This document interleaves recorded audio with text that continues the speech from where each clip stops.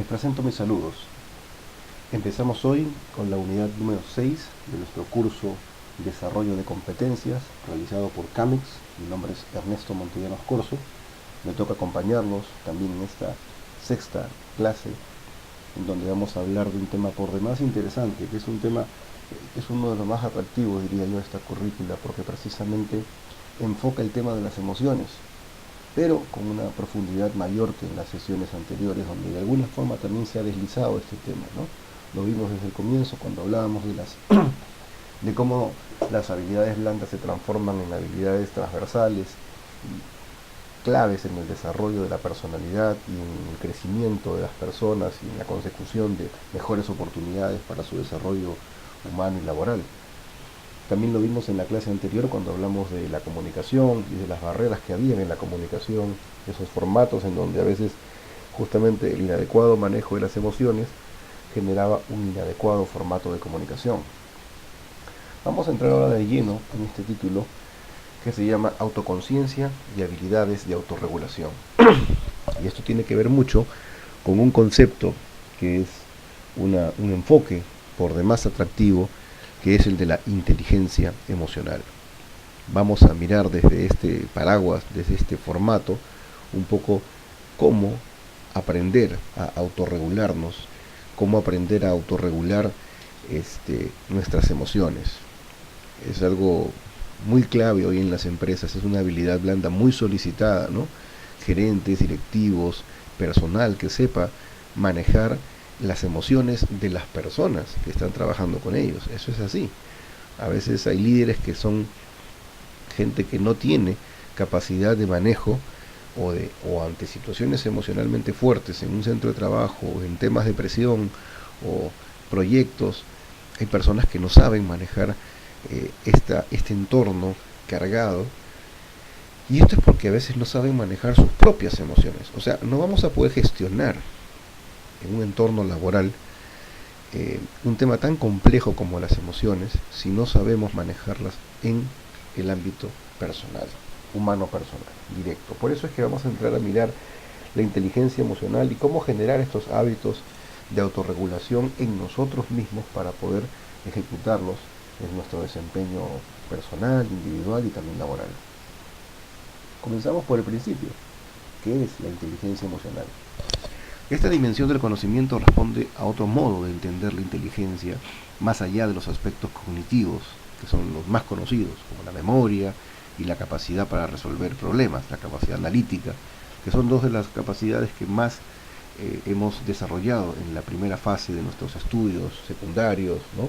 Cuando nos enseñaron teorizaciones, fórmulas, conceptos, y generamos un almacenamiento de esa información en nuestra memoria, y fuimos de a poco desarrollando habilidad analítica a través de todos los perfiles matemáticos, que también son muy útiles en la primera fase de nuestra educación. Sin embargo, esta dimensión es otra. Hablamos ante todo de nuestra capacidad para dirigirnos con efectividad a las demás personas y a nosotros mismos.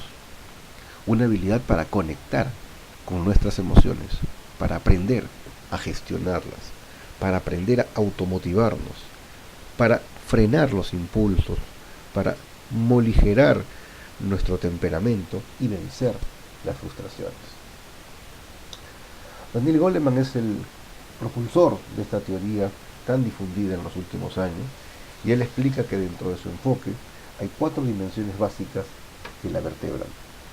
Una es la autoconciencia, que hace referencia a nuestra capacidad para entender lo que sentimos y de estar siempre conectados a nuestros valores, a nuestra esencia.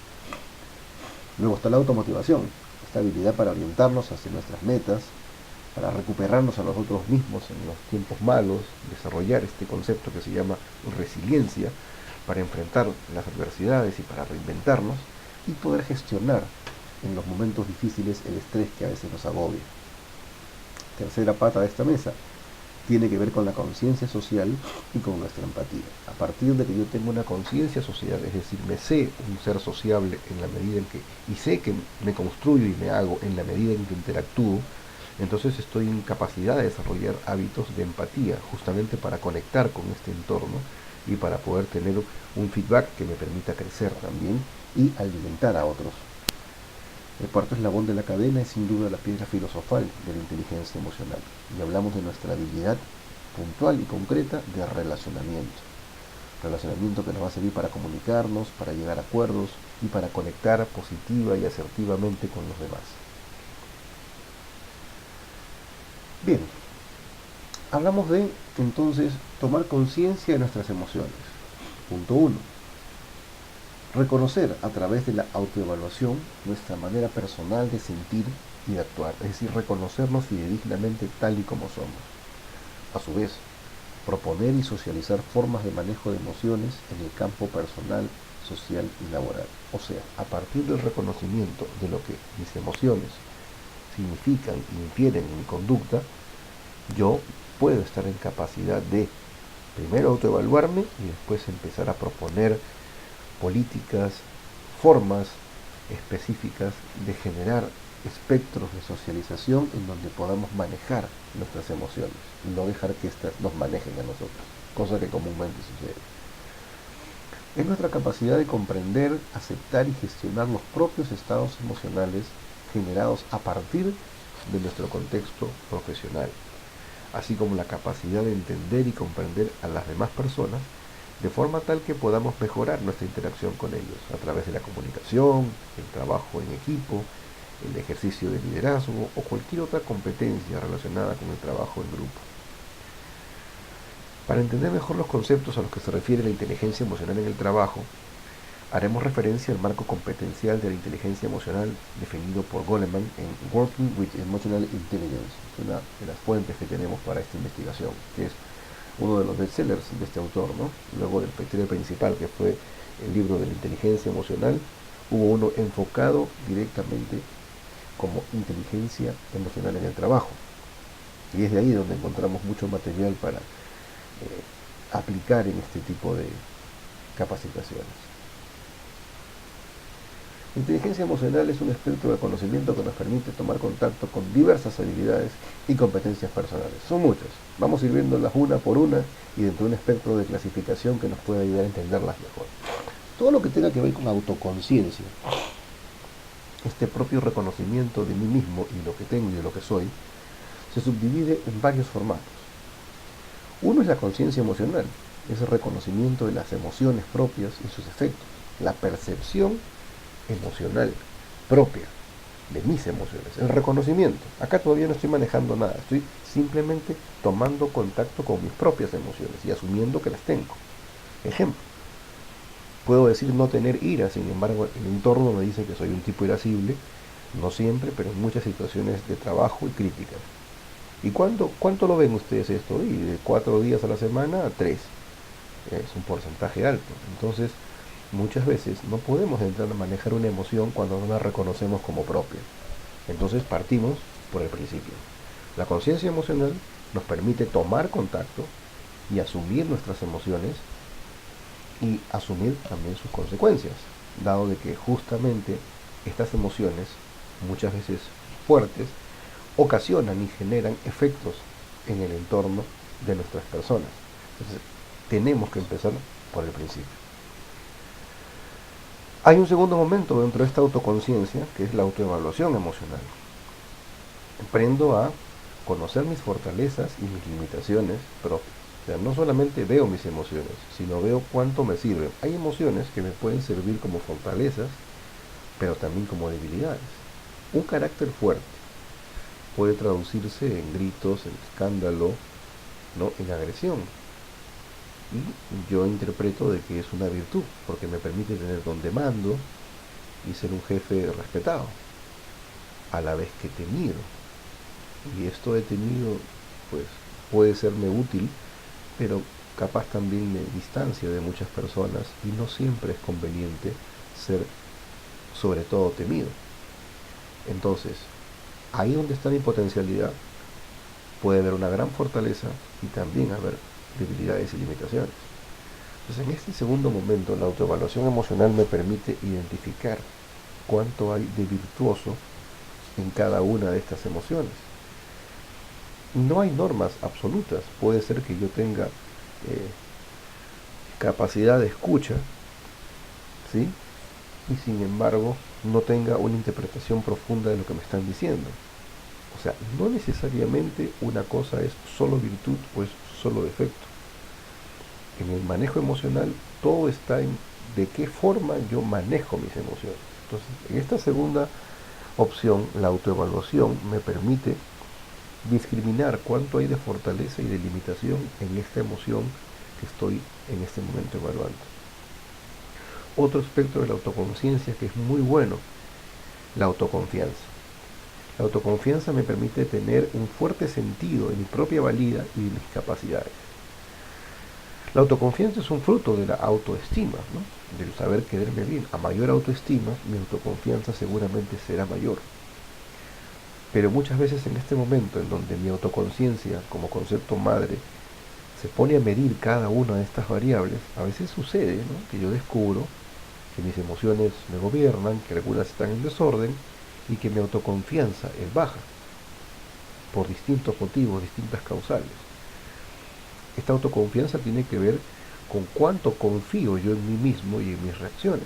A veces uno mismo lo expresa, ¿no? No, yo soy malo para esto. No, a mí no me pidan que me acuerde de las cosas porque tengo mala memoria. No, a mí no me encarguen que yo haga aquello. Eso es una baja autoconfianza. Y tiene que ver, directa o indirectamente, con temas de autoestima. Lo vamos a ver más adelante. La autorregulación ya es un segundo paso. Estos pasos de autoconciencia tienen que ver con el enfocarme y reconocerme, algo de lo que vimos cuando en la segunda clase hicimos el análisis FODA, tal vez se acuerden, ¿no? Este análisis FODA, en el concepto de autoconocimiento, que fue el de la unidad 2, nos permitía redescubrirnos, analizarnos y entendernos, algo para lo cual también nos auxiliamos del análisis de la ventana de Johari, como se acordarán.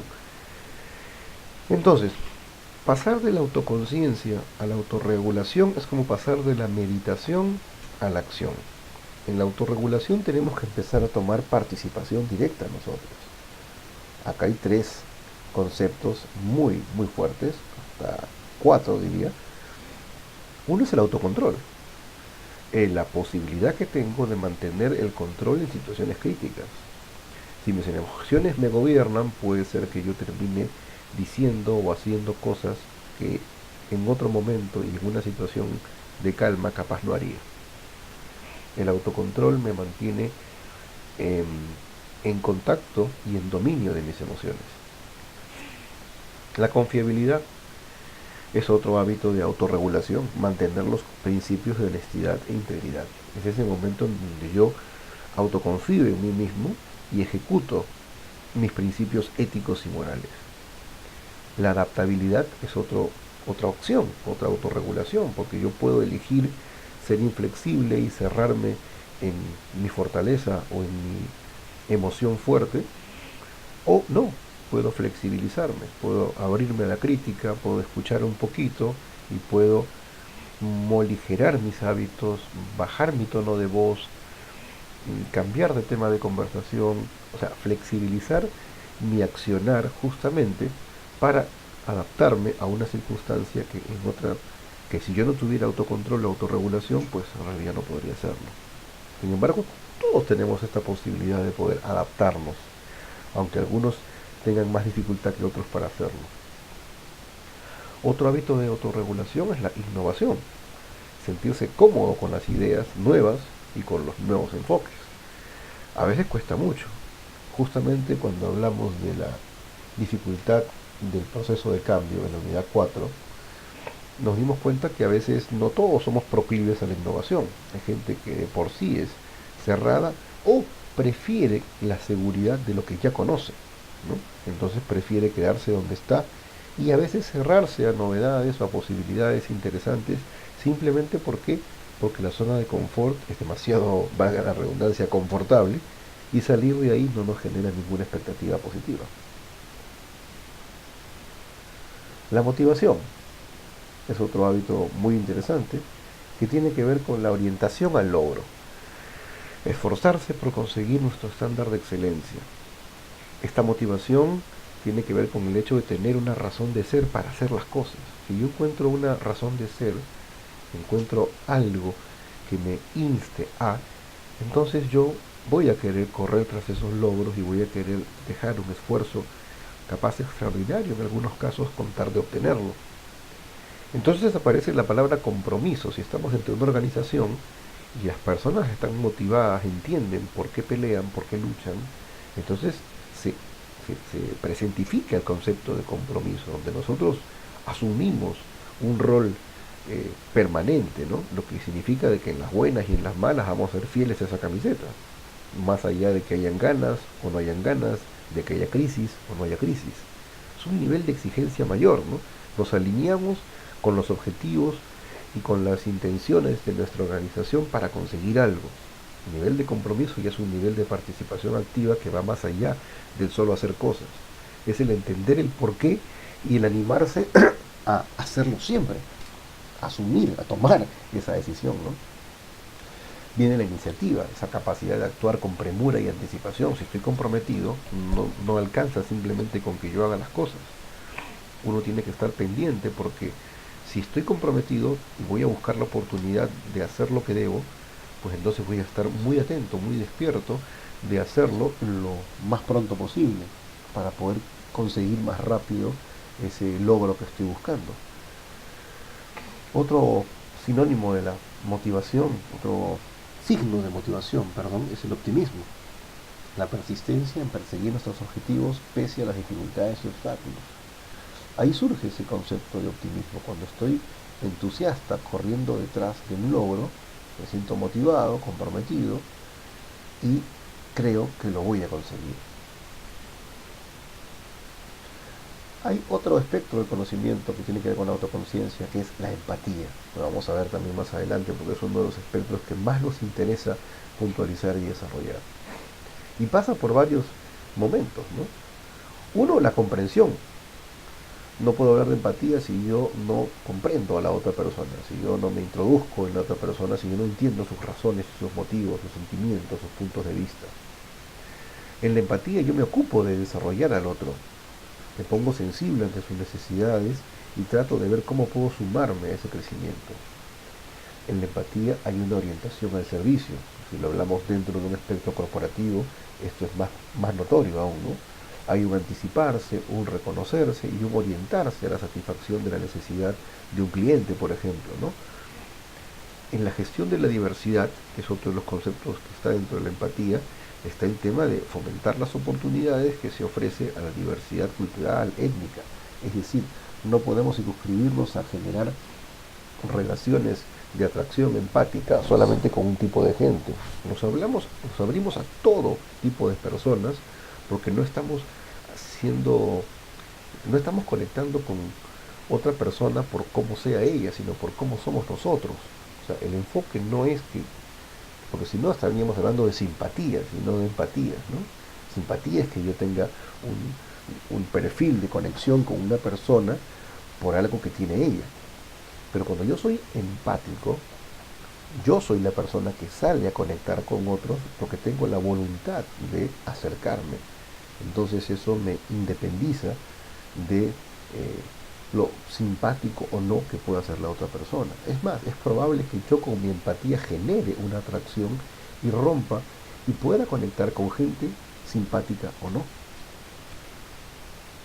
La conciencia política, bueno, tiene que ver con la capacidad de leer las tendencias de poder y de emociones entre los miembros de un grupo, ¿no?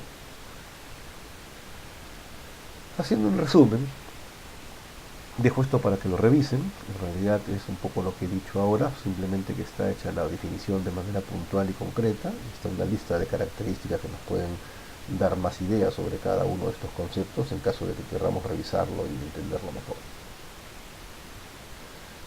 Cuando hablamos de inteligencia emocional, vamos a hablar de los pilares de la inteligencia emocional.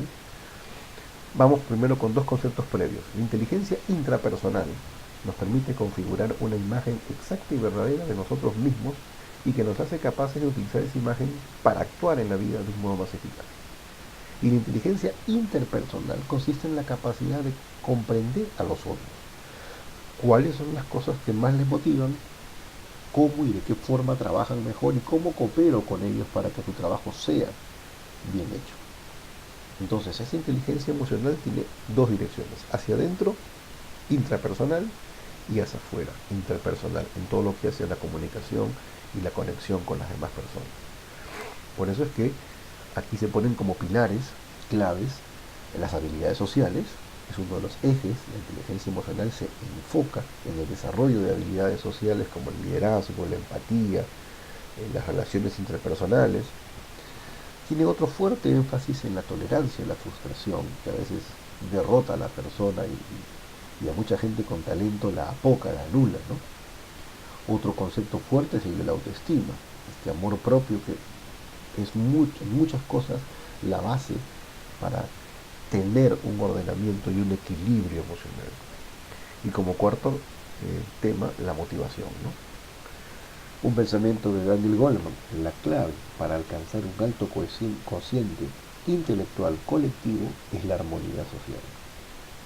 La armonía social, tomémoslo como punto de investigación. ¿Cómo identifico mi ausencia de inteligencia emocional?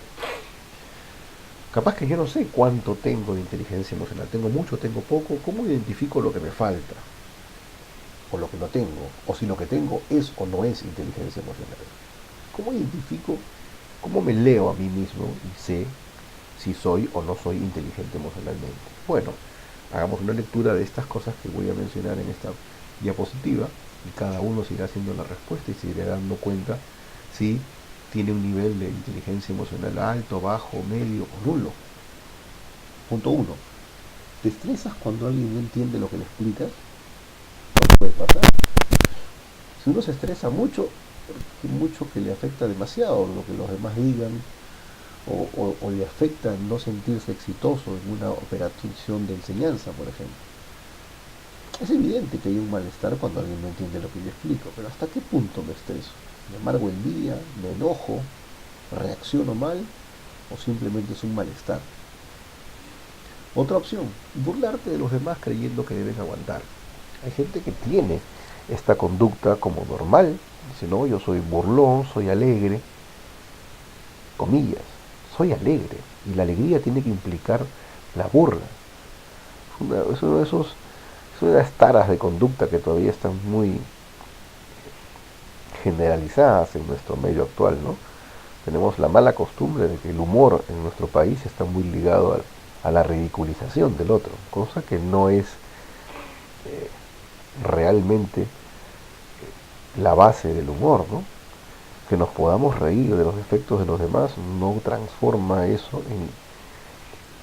no genera eso que podamos decir que el humor parte necesariamente de la burla. Sería como decir que el humor nace del bullying, ¿no? Sin embargo, hay gente que tiene esto como un hábito de conducta. Nos burlamos de los demás creyendo que los otros tienen que aguantarnos, porque bueno, pues cuando me toca a mí yo me aguanto. Negarte a considerar opiniones diferentes. Pasa mucho. Decimos que sabemos escuchar, pero a la hora de reaccionar muchas veces ignoramos las opiniones que nos afectan o que no están concordes o acordes a nuestro propio punto de vista. Culpar a los demás de las dificultades, esto es algo muy recurrente, ¿no? No tenemos a veces mejor cosa que echarle la culpa a otro de las cosas que nosotros no pudimos hacer bien. Y a veces es un hábito recurrente en muchas personas. A veces no es una cuestión ocasional, sino es un hábito. Un hábito es una conducta recurrente, cuidado. Descontento con el propio trabajo que ocasiona queja constante. Esto sucede mucho en muchos centros laborales, ¿no? Una latente queja que es como una gotita de agua que cae sobre una roca, ¿no? No la destruye, pero le genera un desgaste y una molestia permanente. Uso constante de excusas para no asumir culpas por errores. Es una de las cosas que tal vez más molesta dentro de centros laborales y una de las cosas que más perturba a muchos jefes, ¿no? No poder corregir absolutamente nada porque las personas que son corregidas siempre tienen buenas excusas para salir evadiendo y no asumir sus culpas, no reconocer sus errores. Ese no reconocimiento es una terrible ausencia de inteligencia emocional.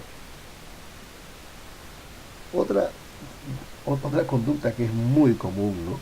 es el susceptibilizarse en demasía, ofenderse y reaccionar agresivamente con demasiada facilidad. Es finalmente intolerancia. Ese susceptibilizarse es una de las cosas más absurdas, pero sin embargo más comunes en nuestra vida, ¿no? Alguien dice algo y yo me la tomo a pecho, yo creo que me están atacando. Alguien habla de lo feo que huele o alguna cosa que está en el ambiente laboral y una persona se la toma como que le están diciendo ahí algo, ¿no? Y de repente genera eso, murmuraciones, rivalidades, envidias, celos, y todo a veces simplemente por la excesiva susceptibilidad de algunas personas que se sienten el centro de atención o creen que todo está enfocado en ellas. Vivir sumido en la desconfianza, ver indicios de complots por todos lados.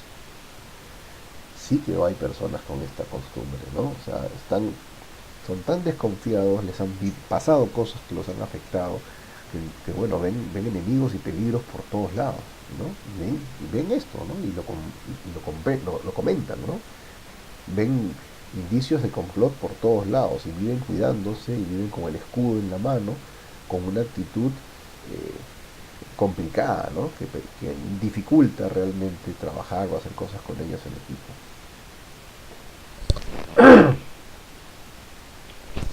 Los conflictos emocionales son conflictos internos, así es. Muchas veces decimos, no, yo reacciono así por el entorno, por esto, cuidado con eso. El entorno me puede poner en evidencia, el entorno me puede generar reacciones, pero la raíz de los conflictos emocionales no está afuera, señores, está adentro. ¿Y de dónde nacen estos desequilibrios emocionales, estas reacciones emocionales desmesuradas? ¿De dónde nacen estos conflictos emocionales, valga la redundancia? Pues de creencias irracionales. El pensamiento puede ejercer un gran poder sobre nosotros. Uno finalmente decide qué quiere pensar. No son los acontecimientos los que nos generan los estados emocionales, sino muchas veces la manera de interpretarlos. Ante el mismo suceso yo puedo reaccionar de una forma o de otra. Yo puedo ver un bicho en un lugar donde estoy almorzando y me puedo escandalizar, o una persona se puede subir a una silla, otro puede empezar a gritar, otro puede simplemente reírse, agarrar el bicho y se acabó. No estamos necesariamente determinados a reaccionar de la misma forma. Pero hay creencias irracionales que se nos meten en la cabeza y nos comen el cerebro, como se dice vulgarmente hablando. Voy con algunas. Necesito amor y aprobación de cuantos me rodean. Tengo que ser amado y tener la aprobación de todas las personas importantes que me rodean. Es una creencia irracional que muchas personas tienen en la cabeza. No de modo explícito, pero de alguna forma creen en este credo, valga la redundancia, y combaten a todas las personas que no se circunscriban a esta creencia irracional, valga la redundancia. Para ser valioso debo conseguir todo lo que me propongo. O, si soy una persona valiosa, tengo que ser siempre competente, suficiente y capaz para conseguir todo lo que me propongo. ¿Qué generará esto? Los malos deben ser castigados por sus malas acciones. Entonces divido el mundo, la sociedad, la empresa, buenos y malos. Y ya sé lo que merece cada uno. Punto, no hay más. Es horrible y catastrófico que las cosas no salgan, no sean o no vayan como yo deseo o quiero. Es realmente entendible que nos moleste que las cosas no nos salgan, pero cuando esto es visto como algo catastrófico, por Dios, en realidad estamos a veces exacerbando una sensación ante una circunstancia que realmente es muy probablemente relativa. Sin embargo, hay creencias irracionales que se nos meten en la cabeza y nos hacen mirar la realidad desde esta perspectiva, ¿no? Es un desastre que no me salgan las cosas bien. Las desgracias humanas se originan por causas externas y no puedo hacer nada o casi nada para evitar o controlar la pena, el sufrimiento que me produce. Debo pensar constantemente que puede ocurrir lo peor. Y así tenemos a un montón de gente obsesa o pesimista con las cosas que van a suceder. Es más fácil evitar que enfrentarse a las responsabilidades y problemas de la vida. Entonces, mejor no hago algunas cosas, ¿no? No arriesgo, me quedo en el molde. Hay que tener a alguien más fuerte en quien confiar. O sea, necesito tener a alguien para hacer algunas cosas, de lo contrario, no las hago. Mi pasado es determinante de mi presente y mi futuro. Cuidado. Debo preocuparme constantemente de los problemas de los demás. Cada problema tiene una solución acertada y es catastrófico no encontrarla. Con enfoques así, lo que hago es tener una percepción de la vida y de los sucesos y de los problemas, pues realmente irracional, ¿no? Porque cada cosa, pequeña o grande, representa más de lo que es. Y eso me complica la existencia y me genera un estrés adicional y una carga emocional que a veces en algún momento puedo llegar a no saber cómo manejar. Estas creencias y estas ideas irracionales contienen en general tres nociones básicas en las que los individuos hacen peticiones de carácter absoluto a sí mismo, a los otros y al mundo. De todo lo que vimos, resumimos en tres. Tengo que actuar bien y tengo que ganar la aprobación de mi entorno. Todas las personas deben actuar de forma agradable, considerada y justa conmigo. Si no lo hacen, son despreciables, no merecen nada, son malos, deben ser castigados. Las condiciones de la vida deben ser buenas y fáciles para que pueda conseguir prácticamente todo lo que quiero sin mucho esfuerzo. Estas tres creencias irracionales resumen un poco todo lo que hemos visto en la lectura anterior. Entonces, para poder contrastar esta información con algo auténticamente fidedigno y existente, vamos a contrastarlo con las emociones primarias, o como decía uno de los filósofos griegos más fuertes, que es Aristóteles, las pasiones, ¿no? Otra forma también de denominar a estas emociones. 1. Cólera, una de las emociones primarias. Cólera, ira, como se le quiera llamar. Estamos hablando del enojo, del mal genio, el atropello, el fastidio. Todas son expresiones de cólera, ¿no? Tienen que ver con esa hostilidad, con esa irritabilidad. También se expresan en el odio patológico, que es ya extremo, que estamos hablando de ya un formato de enfermizo. Pero sin llegar hasta ahí, estamos hablando de indignación, de animadversión, de hostilidad, de violencia, de irritabilidad. Otra emoción primaria muy fuerte, la alegría, ¿no? Que se expresa en el deleite, la diversión, el éxtasis, la gratificación. Incluso dentro de esta pasión se incluye el placer sensual, la satisfacción personal, el autodisfrute, el alivio, ¿no? La felicidad también como concepto más amplio. Todas estas expresiones resumidas dentro de una que es la emoción llamada alegría. Otra emoción primaria es el miedo, que tiene que ver, aunque les parezca mucho, voy a decir algo que a algunos les va a llamar la atención, pero el miedo, que muchas veces es visto como un enemigo, pero que en realidad es un aliado. Sí, es un aliado porque el miedo de alguna forma es una de las pasiones y emociones primarias porque nos cuida, ¿no? Si yo veo un fuego encendido y soy un niño y acerco el dedo y percibo el calor, retiro el dedo rápidamente. Y eso es miedo, eso es temor. Y justamente el temor ha sido puesto en la naturaleza humana para que uno encuentre que hay ciertas cosas que no se pueden hacer porque si se hacen se genera un perjuicio.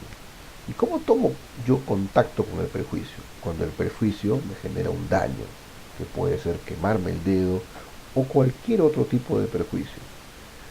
Entonces, dentro de este espectro de los miedos, emoción primaria, están todos los temores, están las aprehensiones, las fobias, los remordimientos, el pánico patológico también, que es el extremo, y como última emoción primaria está la tristeza. Como se darán cuenta, está en el opuesto de otra de las emociones primarias, que es la alegría, pero que es infaltable, ¿no? La tristeza tiene que ver con la melancolía, con la aflicción, con formatos de pena, de duelo, de pérdida, de soledad, de nostalgia, de depresión. Estas cuatro son emociones primarias y las ponemos frente a las creencias irracionales porque justamente las creencias irracionales son formas de pensar y de enfocar y de mirar nuestras propias emociones y de amoldarlas a una percepción subjetiva, ¿no? Yo puedo gobernar bien mis emociones a partir de un autoconocimiento y tener un efecto de autorregulación frente a este tema, o puede pasar todo lo contrario. Puede pasar de que las emociones primarias, que son estas, de alguna forma se vayan deformando y se transformen en estas creencias irracionales que estábamos mencionando. Cualquier desajuste emocional viene motivado o bien por causas fisiológicas que conviene tratar de inmediato o bien por el entorno en que vivimos. Si hablamos de estrés, competitividad, sentimiento de culpa, todo esto puede provocar inestabilidad psicológica. Por ejemplo, cuando no nos gusta nuestro entorno laboral y tenemos problemas, discusiones con las personas que trabajan con nosotros, malos momentos, altercados, o en un entorno como el familiar, ¿no? Discusiones de pareja, o cuando no terminamos de conocernos a nosotros mismos y son bruscos nuestros cambios de humor, se da muchas veces este concepto de desequilibrio emocional, donde pasamos en un momento de la amabilidad al otro extremo, a la rabia, de la tranquilidad al nerviosismo, o de la alegría a la ira, y esto hasta cierto punto es aceptable, puede suceder. Ojo, pero cuando estos altibajos en nuestras emociones dominan nuestro comportamiento, ahí empezamos a realmente percibir que estamos en problemas, porque esto puede llevarnos a padecer trastornos psicológicos más graves. Por ejemplo, la depresión, ¿no? Es una situación que debemos evitar a toda costa, ya que sus consecuencias pueden complicarnos la vida y dañarnos no solo a nosotros, sino a nuestro entorno. El medio laboral es aquel en donde pasamos la mayor parte de nuestro tiempo y por ello es útil revisar nuestro comportamiento, dado que ahí es donde se concentran circunstancias de presión, estrés laboral, burnout, conflictos interpersonales, entre otros. Entonces, uno tiene que tener mucho cuidado con estos formatos relacionales porque es ahí donde aparece, donde surgen las emociones en acción, ¿no? ¿Cómo hacemos para aplicar inteligencia emocional? Bueno, hacemos este cuadro donde colocamos lo siguiente: la capacidad de percibir, valorar y expresar nuestras emociones, punto uno. La capacidad de poder experimentar determinados sentimientos, generarlos a voluntad, eso es la comprensión de nuestras emociones. Tercer punto, comprendemos las emociones y el conocimiento que de ellas deriva y empezamos a generar un manejo de nuestras emociones, ¿no? Nadie puede controlar lo que no conoce. Por eso es importante la percepción, la comprensión, para llegar a este tercer estadio tan importante que es el manejo de las emociones. Y en un cuarto paso, mucho más elevado, estamos hablando de la regulación de estas emociones. Esto es utilizar las emociones de modo tal que pueda servirme en ciertos momentos, en ciertas circunstancias, para conseguir otros fines. Esto se va a dar en la medida que yo pueda llegar al paso 3, que es tener un adecuado manejo de mis emociones. Aquí, por ejemplo, estamos viendo nuevamente estos tres momentos, ¿no? En realidad son tres los que se utilizan mucho en el proceso de intelectivo, donde empezamos a entendernos a nosotros mismos y a desarrollar un plan, por decirlo así, de inteligencia emocional. Primer punto, poner mucha atención en la parte de identificar las emociones. Advertir, expresar las emociones, identificar las señales. Punto 2, comprenderlas. Capacidad para reconocer la pertinencia, para aceptarlas, para entenderlas. Punto 3, canalizarlas. Ya estamos hablando de canalizarlas. Esto de canalizarlas tiene que ver con este espectro número 3, que era el manejo de las emociones. Esta canalización de las emociones nos va a permitir utilizarlas en favor nuestro en algún momento, pero para empezar nos va a permitir regular la expresión de la emoción, es decir, que la emoción no se desboque y genere acciones que puedan ser contraproducentes, sino que yo pueda mantener un margen de maniobra frente a estas emociones para poder administrarlas y para que no se genere un desequilibrio emocional que se pueda percibir a partir de mis reacciones. Aquí entran estos conceptos que están uno tras otro, ¿no? Autoconciencia, autocontrol, lo vimos hace unos minutos, automotivación, empatía y habilidad social. Esta es una forma de encarar cada uno de estos procesos, ¿no? La autoconciencia, que es este manejo de emociones con sus habilidades y fortalezas, el autocontrol que viene después, la meditación de experiencias y el hecho de empezar a tomar las riendas de estos caballos salvajes y empezar a actuar sobre ellos. La automotivación, que es la que me da un poco sentido y me permite también encontrar un norte para mi accionar. Eso en lo intrapersonal, ¿no? Hacia adentro, esas son las habilidades de autorregulación que yo puedo ir desarrollando como parte de mi ejercicio de inteligencia emocional. Y lo otro era la parte interpersonal, ¿no? La parte interpersonal tiene que ver con cómo conecto con el resto. Ahí es donde necesito ese desarrollo de empatía para poder conectar con las personas y habilidades sociales y relacionales para poder llegar a los demás y conectar. Si hacemos una gráfica de cómo se puede dividir la inteligencia emocional, creo que ese es un formato que nos puede ayudar mucho, ¿no? En la parte superior del cuadro están las emociones básicas que vimos recién: miedo, alegría, tristeza, amor. La inteligencia emocional como eje, y luego una división donde tenemos destrezas personales y destrezas sociales. Las personales tienen que ver con todo lo que es ad intra, ¿no? Conciencia de mí mismo, autogestión, hacia adentro, y destrezas sociales, todo lo que es hacia mi entorno. Por eso, conciencia social y gestión de las relaciones. Es otra forma, otro enfoque muy parecido al anterior, no exactamente igual, esto es otro autor, pero es una forma también de bocetar la inteligencia emocional para entenderla y para entender más o menos cuál sería el formato de actuación que podríamos llevar adelante. Llegamos a este estadio tan atractivo. ¿Qué pasa o cómo llegamos a identificar a las personas con alta inteligencia emocional? Bueno, ¿quién no quisiera estar en este recuento, ¿no?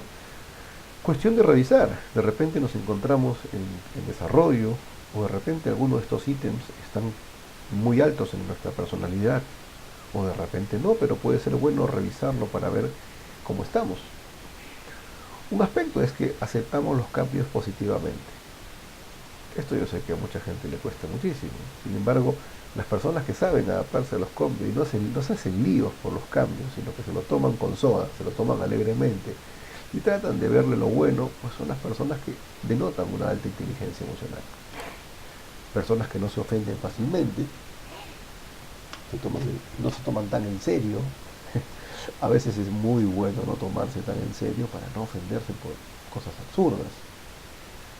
Tomarse las cosas con humor suele ser una clave en una persona con inteligencia emocional. Una persona con inteligencia emocional importante o connotada podrá tener un gobierno tal de sus emociones que sin problema pueda utilizar el humor como un recurso para, ¿por qué no?, reírse un poquito de sí mismo. Es una recomendación que hacen gurús y expertos justamente reputados que dicen: oye, siempre es bueno reírse un poco de uno mismo. ¿Por qué? Porque finalmente me puedo equivocar, pues no soy una persona infalible. Y pero cuando uno se toma muy en serio o vende mucho sus virtudes, se vuelve un celoso guardián de ellas. Entonces nadie puede atentar contra su liderazgo, nadie puede atentar contra su fortaleza o la virtud que querramos mencionar. Personas con alta inteligencia emocional, aquellos que aprecian lo que tienes. Ser agradecido por lo que tienes mejora tu humor notablemente. Así suelen evitar detenerse en pensamientos negativos.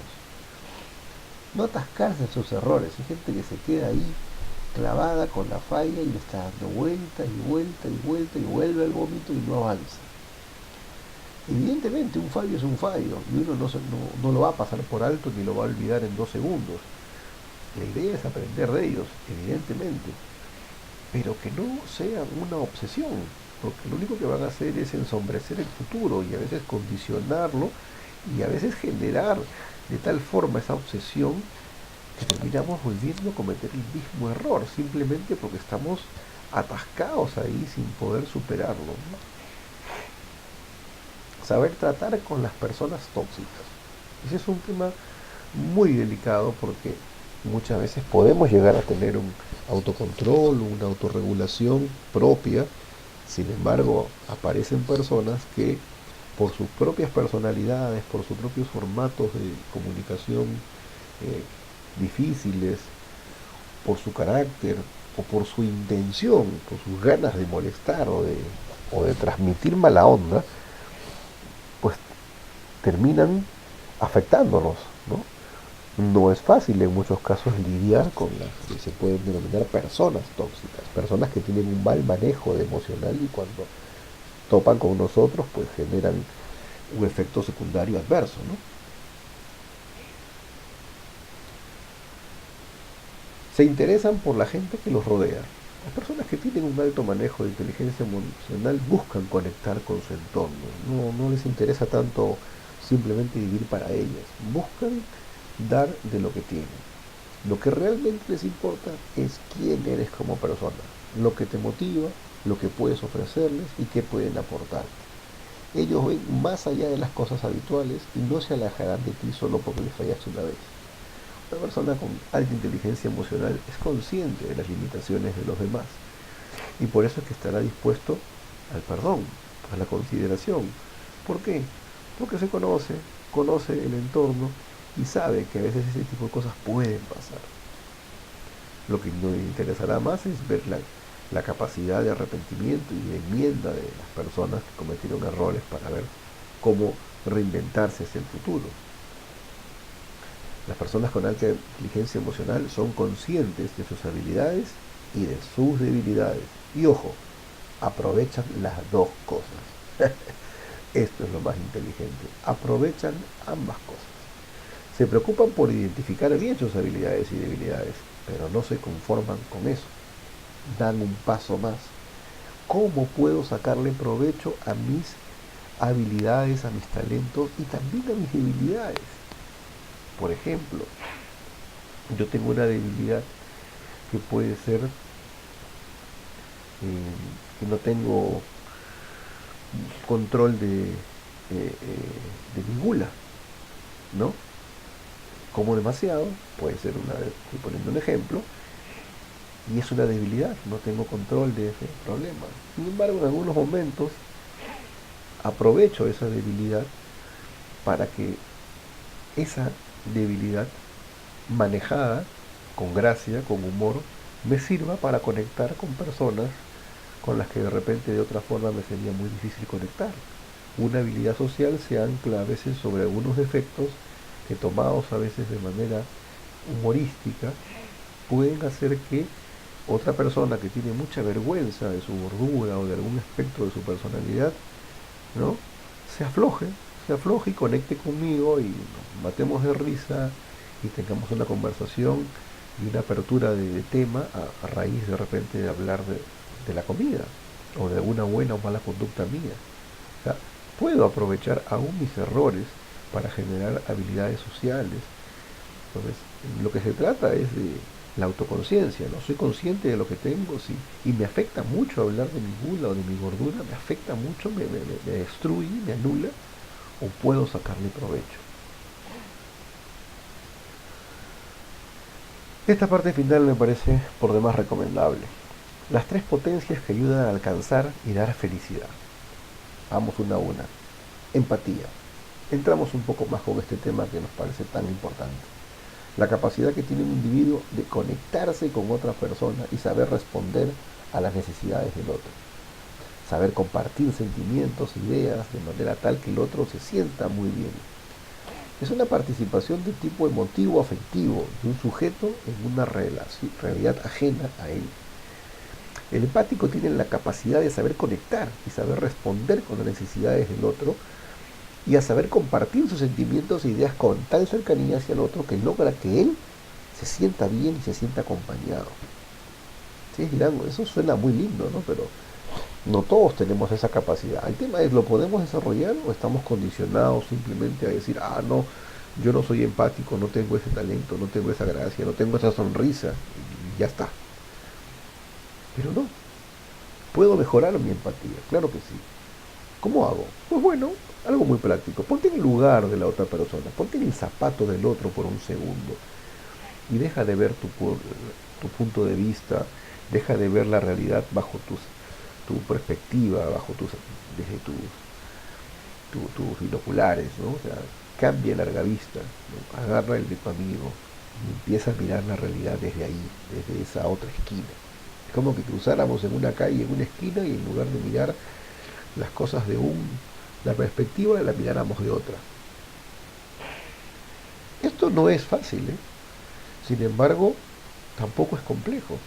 Es más una toma de decisión en donde abandono mi posición de poder o en donde abandono mi posición cómoda y me animo a mirar las cosas desde la otra esquina.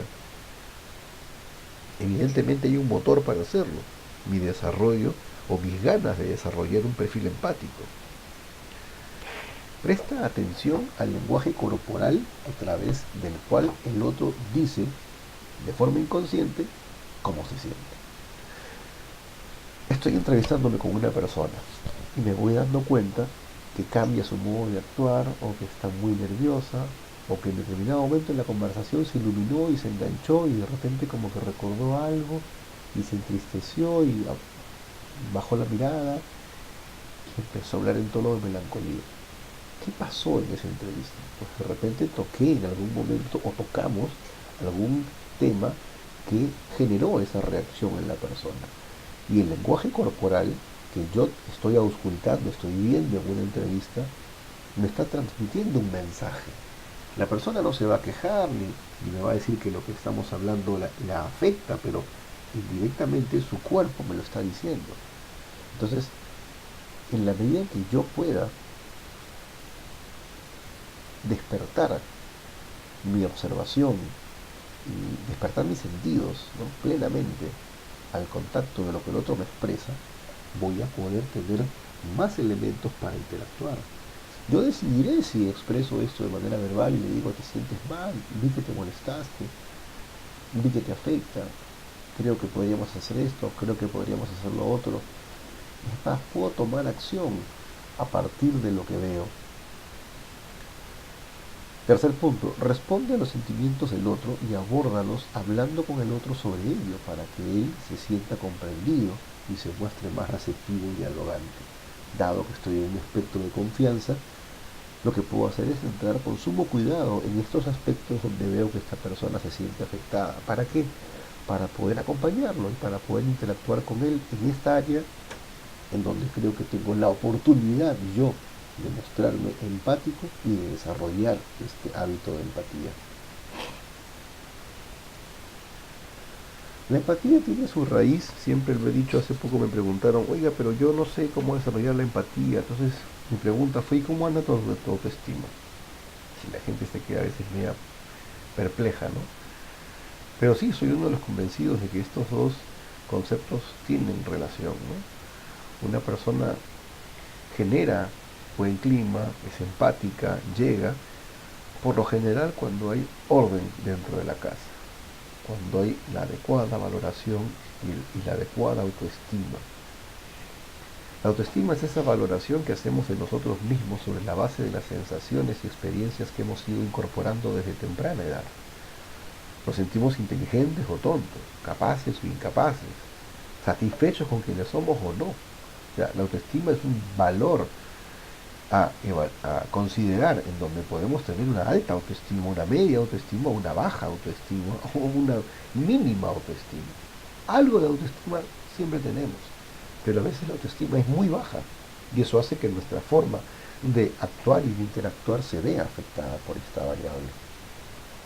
Para resolver los retos que la vida plantea, es indispensable sentirnos bien con nosotros mismos, mientras que quienes tienen una baja autoestima suelen autolimitarse y fracasar.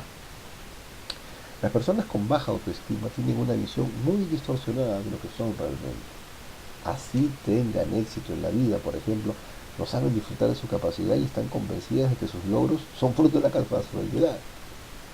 Es increíble, pero es así. Hay personas que están enfocadas en que no son buenas, no aprecian sus virtudes, no aprecian sus logros. Adicionalmente, estas personas suelen ser perfeccionistas, al extremo a veces de que nunca están satisfechos con nada de lo que hacen, aunque mucha gente les reconozca el logro y los animen a hacer las cosas bien. Hoy no tiene sentido culpar a otros por tu baja autoestima. Hoy. Ahora es tu responsabilidad hacerte cargo de ese instante que vale más que nada. Es la responsabilidad de elegir nuevas creencias lo que importa de ahora en más. Si ya me di cuenta cuál es la situación de mi estima, perfecto, ¿qué voy a hacer ahora al respecto? No me puedo quedar en el molde diciendo o sosteniendo algo cuando de repente me estoy dando cuenta que no es esa la realidad. Una de las fórmulas típicas para entenderse a uno mismo es contrastar la realidad. Y a veces la forma de contrastar es, como dicen, ¿no? Búscate un buen amigo o un buen enemigo. Alguien que te las cante justas, que te diga la verdad tal cual, como para que te des cuenta si lo que estás haciendo funciona o no funciona. Entonces, una de las medidas para alcanzar esta autoestima es dejarnos auscultar por otros que nos van a decir, oye, tienes talento para esto, tienes que, por alguna vez, ¿no? Abra mis oídos y me tome un tiempo para mí. Vamos a darle forma a esto de la autoestima porque me parece que es más que importante, ¿no? He hecho una relación de pasos que nos pueden ayudar para elevar nuestra autoestima personal y creo que esto es importantísimo, ¿no? Muy buena esta foto donde este gatito se mira al espejo y se ve como un león. Tiene mucho que ver con el tema. Lo primero que tengo que hacer es aprender más sobre la autoestima. Hay gente que no sabe bien qué cosa es, entonces en realidad no sabe si lo tiene o no lo tiene, si le conviene o no. La autoestima tiene que ver con el quererse bien, con el apreciarse bien. O sea, un apreciar lo que uno es, ¿no? Con verdad, con realidad. ¿Hay un quererse mal? Sí. Hay un perfil que se llama el perfil del orgulloso, ¿no? O del soberbio, ¿no?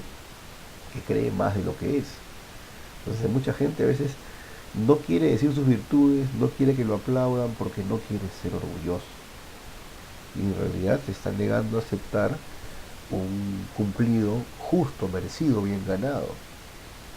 Entonces necesitamos investigar sobre la autoestima para entender bien el concepto, para poder elevar mi autoestima. Tengo primero que saber qué es la autoestima, cómo funciona la autoestima, qué es baja autoestima, qué es alta autoestima, para poder luego darme cuenta dónde estoy. Aquí viene la evaluación. Oye, evalúa tu autoestima. ¿Cómo estás? ¿Estás abajo? ¿Estás arriba? ¿Estás entendiendo de qué se trata el fenómeno? ¿O simplemente estás ahí sin conocer o sin reconocer realmente tu autoestima, ¿no? Sigue el tercer punto. Escucha tu voz interior. Cuando tengas pensamientos sobre tu persona, pues analízate y determina si son positivos o negativos. Si tienes problemas para evaluar esto o para notar un patrón, trata de tomar nota de los pensamientos que tienes a diario sobre tu persona por unos días o una semana.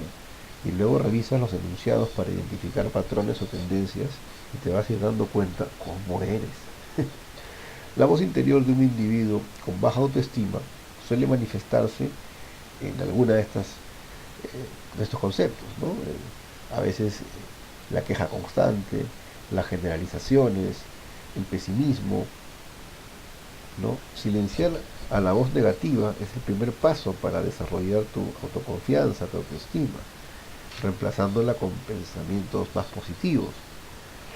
Por ejemplo, tu voz interior puede decir, no puede conseguir el trabajo al que postulé, así que nunca conseguiré un trabajo nuevamente y soy un inútil. Y eso se puede cambiar por un estoy desilusionado por no haber conseguido ese trabajo, pero me esforcé mucho y el trabajo adecuado está esperando por mí, solo que aún no lo he encontrado y lo voy a encontrar. Son formas, pero tengo que escuchar mi voz interior y en algún momento tengo que animarme a ver cómo hago una intervención frente a esa voz interior para poder enfocarme en lo que me quiero enfocar. Una cosa que ayuda muchísimo es actualizar tus éxitos, sobre todo las personas que tienen ya expresamente un diagnóstico propio de baja autoestima, ¿no? Justamente las personas con baja autoestima a veces tienen dificultad para aceptar el halago, el aprecio, la palmada, la felicitación, porque están pensando que sus errores son más grandes y más importantes y más trascendentes que sus logros. Entonces, sí es importante actualizar mis éxitos, traer a la memoria aquellos momentos donde conseguimos cosas, no olvidarnos de esas cosas, porque es parte de nuestra historia. Y no es sano negar nuestra historia o solamente quedarnos con lo malo. Ese quedarnos con lo malo es una cosa muy común de las personas que tienen baja autoestima.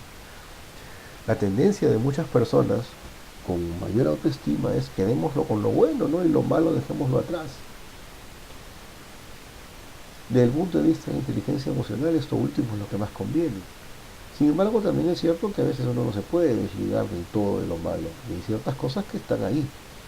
Ahora, en la medida que esas sombras del pasado se actualicen y tengan injerencia en nosotros, pues nos van a hacer daño. En la medida que sean sucesos y etapas y procesos cerrados, pues no hay problema en que sean subyacentes y que existan. El tema es cuánto nos influyen en nuestro hoy, porque eso nos va a influir más aún en nuestro mañana. Acepte lo fallido del pasado y prosigue. Así como miramos los éxitos, pues bueno, en algún momento hay un pasado, hay errores, hay que aceptarlo. Y esa aceptación pasa a veces por un hecho de perdón. A veces el perdón más difícil es el que tenemos que hacernos hacia nosotros mismos. A veces somos muy intolerantes con las personas, pero la raíz es la intolerancia que tenemos hacia nosotros mismos. No podemos aceptar algunos errores o algunas cosas que sucedieron en otras instancias de nuestra vida.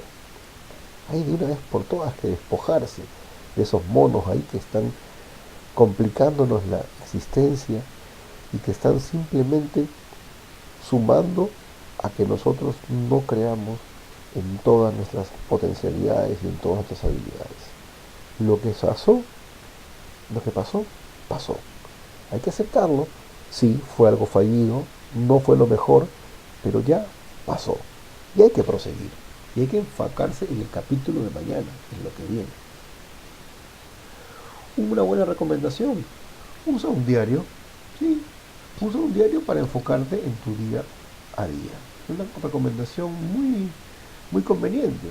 En un diario yo puedo empezar a enumerar cosas que a mí me sean útiles. Por ejemplo, pensamientos positivos, por ejemplo, sucesos positivos, personas o comentarios que a mí me suman.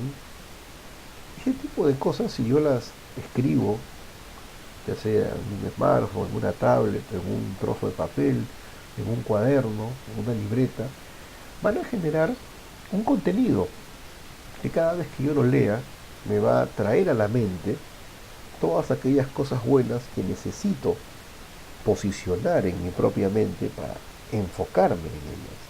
Muchas veces uno no lo hace y la memoria nos lleva rápidamente a aquellas cosas negativas que ya pasaron, que ya fueron, pero que terminan siendo el principal enfoque que tenemos en nuestra memoria, en nuestra mente. Y de esa manera caminamos y avanzamos enfocados en el pasado o en errores que capaz no volveríamos a cometer, pero que como nunca nos terminamos de perdonar haberlos cometido, van a seguir latentes ensombreciendo nuestra vida. Rodéate de un entorno positivo. Esto también sirve y sirve de mucho. Si yo me rodeo de un entorno de gente que me va a involucrar o me va a meter dentro de un espectro de relación o de pasado o de recuerdo o de malos momentos, pues entonces los malos momentos se van a inmortalizar y nunca van a pasar, nunca van a ser pasados, siempre van a ser presentes. Rodearme de un entorno positivo es buscar a las personas más adecuadas para poder estar rodeado de gente que me transmita esa onda. Yo tengo que crear un clima. Es muy difícil mantener el ánimo arriba cuando hay muchas personas tóxicas en un entorno cercano. Yo tengo que, de alguna forma, preservarme y buscar rodearme de un entorno de personas que me sumen, que me alimenten. Es Eso no significa discriminar a las personas que tengan otro tipo de conductas, pero sí es cierto de que no voy a poder desarrollar profundamente mi autoestima o mi autoconfianza, que es un segundo paso que está más arriba, si vivo permanentemente rodeado de personas que me restan, ¿no? Que son un entorno negativo, porque de alguna forma el entorno nos afecta. Por eso es que en la medida que el entorno sea más positivo, será más conveniente. Evidentemente no va a ser todo positivo, tampoco debe ser todo negativo, pero por eso, pensando en cuidarnos y mejorar nuestro relacionamiento y nuestra autoestima, la recomendación es esta. La última, asígnate un tiempo solo para ti. Sí, sí, un tiempo para ti. Un tiempo en el que te puedas ocupar de todas esas cosas que te van a hacer sentir mejor.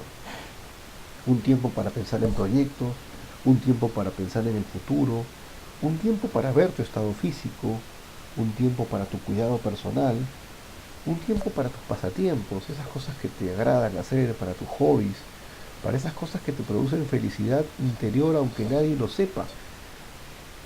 Enfócate en ese tipo de actividades que te suman. Preocúpate por tu alimentación, por tu ejercicio, por el desarrollo de actividades que tú consideras que te refrescan el alma y el espíritu. Ese tiempo es un tiempo único y es un tiempo que cuando uno lo pierde genera ciertos desequilibrios. Este tiempo nos ayuda a intimar con nosotros mismos y a partir de eso a querernos más y mejor. Otro concepto que se desglosa de este, y es el tercero, porque dije que tenía tres habilidades poderosísimas, ¿no? Voy a retroceder hasta esa diapositiva. Tres potencias que ayudan a alcanzar y a la felicidad. Uno es la empatía, el otro la autoestima, y el tercero, que es muy poderoso, es la resiliencia. Según Wikipedia, la resiliencia es la capacidad de afrontar la adversidad, saliendo fortalecido y alcanzando un estado de excelencia profesional y personal. Se considera que las personas más resilientes tienen mayor equilibrio emocional frente a situaciones de estrés y soportan mejor la presión. La resiliencia la identificamos con estos tres conceptos. Las personas resilientes tienen una fuerte aceptación de la realidad. Lo aceptan. No le discuten a la realidad. No se puede discutir la realidad, me dirás. Pero vemos muchas personas que le discutimos demasiado a la realidad. No aceptamos la realidad. Le damos vueltas y vueltas a la realidad y mientras más vueltas le damos, menos lo aceptamos y más anclados estamos. Una profunda creencia de que la vida tiene un sentido. La persona resiliente dice, las cosas pasan por algo. Así es, en lugar de preguntarse, ¿por qué me está pasando esto a mí? Tengo que decir, algo voy a sacar de enseñanza de esto que me sucedió. Una inusual capacidad de improvisación es lo que les permite adaptarse a cualquier situación, por difícil o retadora que ésta sea, y a la vez esto les permite encontrar una solución a menudo creativa. Así es. Porque el resiliente es aquel que puede reinventarse, que puede volver a nacer, que puede superar o estar por encima de las limitaciones y de los problemas y de los sufrimientos. Esto existe, es parte de la vida, pero no puede ser el capítulo final de nuestra existencia. No debería ser. De hecho, para muchas personas sí lo es. El problema crítico, la angustia, la pérdida, el bajón, terminan siendo punto final de muchas historias. Sin embargo, la persona que desarrolla el hábito de la resiliencia encuentra sentido detrás de todas esas cosas. 7 claves para ser una persona resiliente. Van a encontrar acá algunas de las que ya hemos visto a lo largo de esta disertación. El autocontrol, que parte del conocimiento propio. La autoconfianza, que habla de aprender a confiar en nosotros mismos, creer en mis propios proyectos. La autoestima, ¿no? Los motivos para vivir, la motivación, esa flexibilidad que hace que nosotros nos animemos a solucionar problemas, aceptando cambios y adaptándonos a lo que viene. La orientación al logro, que tiene que ver con lo que se viene y con lo que proyecto. Y por supuesto, el equilibrio afectivo. El equilibrio afectivo nos ayuda a crear vínculos afectivos sólidos. Y esto nos ayuda como consecuencia a generar hábitos de empatía. Bueno, esto es todo lo que tengo hasta hoy por compartirles. Hoy nos tuvimos que tomar unos minutos más porque esta sesión era bastante amplia temáticamente hablando. Espero que la hayan podido aprovechar al máximo y espero que también se animen a mirarse en el espejo de estas habilidades que hemos estado comentando en esta sesión que se llamó autoconciencia y habilidades de autorregulación. Muchas gracias.